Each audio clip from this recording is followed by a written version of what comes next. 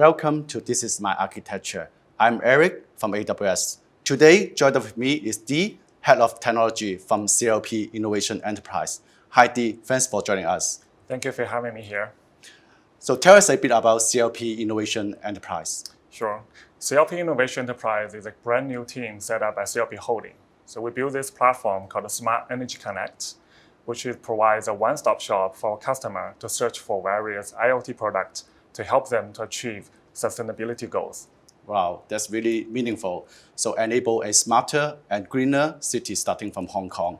So as a smart energy platform, you have a lot of devices to connect, tons of data to analysis at very high velocity. Yeah. So why don't you walk us through the architecture that you created to serve that purpose? Sure. Actually, most of the IoT applications follow a similar design pattern. So I will use an app called Solar Digest, which is a mobile app for solar panel owners to monitor how much power they generated in real time, and also to see how much money they've earned by selling those power to the grid. So most of the PV panel today, they cannot talk to the internet. So first, we have to connect them to the internet. There are two ways of doing this. One is we can use a 3G router that connects directly to a PV panel or the PV inverter so that we can build a VPN terminal to the cloud. So in the cloud, you can actually use a Lambda function to query this PV inverter directly. Right. And then you can write the data to Kinesis Stream, which is very good at handling streaming data. Right. So another way is you can actually set up an edge server that's equipped with similar 3G capability. And then locally, you can query the IoT device directly. Similarly, you send the data to the Kinesis. Right. So why green gas?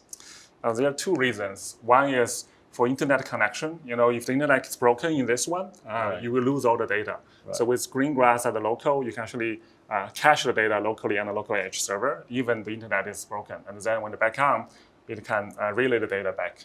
Right. Second is when there's a service in AWS called IoT Core. So when that is available in Hong Kong, we can actually fully use the services or the benefits provided by IoT Core that manage all the green grass devices. Right. So now we get all the data to the cloud. Then we need to process those data.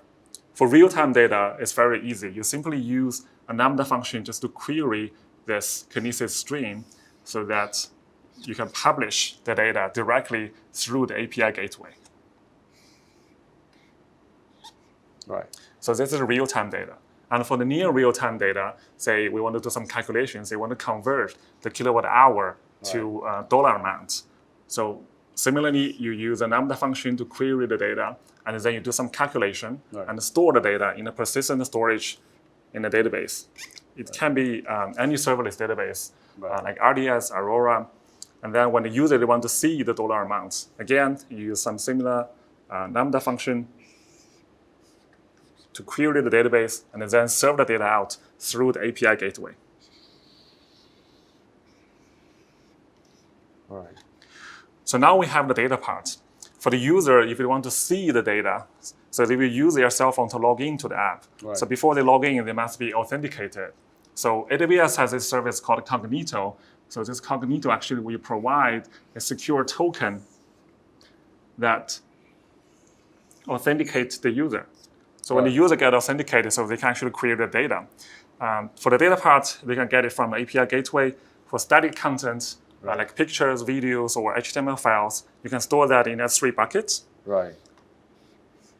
And then similarly to the API, you can all serve them out through CloudFront. Right. And with CloudFront, we can actually add another security layer before called AWS Web Application Firewall. What this Web Application Firewall does, it actually can protect our environment for some very basic and default network threat. And then the user can browse the data. Right. So how is this serverless architecture make a difference on your product development? Sure, there are actually many tangible and intangible benefits. The first one would be agility. We actually spin up the POC in the matter of just one day because you can just spin up one Lambda function to query some device and then serve it out as a very simple web page. Right. Then we can iterate on this prototype really quickly. Right. Secondly, because each function, each services, they're actually loosely coupled. So as long as we can define the API interface between each layer, multiple teams can work in parallel. That drastically reduces our development time. Right.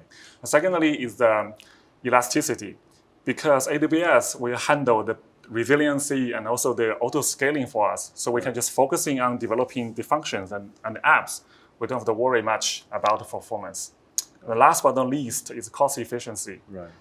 Many people know cloud is pay as you go. Right. But actually with serverless, you can actually spin up the entire environment in a matter of minutes, if not seconds. So that for some clients, they specifically require, they want to separate their computing environment, their data with other clients. Right. So we can actually spin up the entire application just for one client. Wow. And we actually being charged the same from AWS because it is charged by how many times you call each function, not how many instances you spin up. Right. So you talk about tangible benefits. So how about any intangible benefits? Oh, sure. Many people now talking about microservice and also DevOps culture. So use serverless. It actually allow our developer to more focusing on the development because now infrastructure becomes very easy.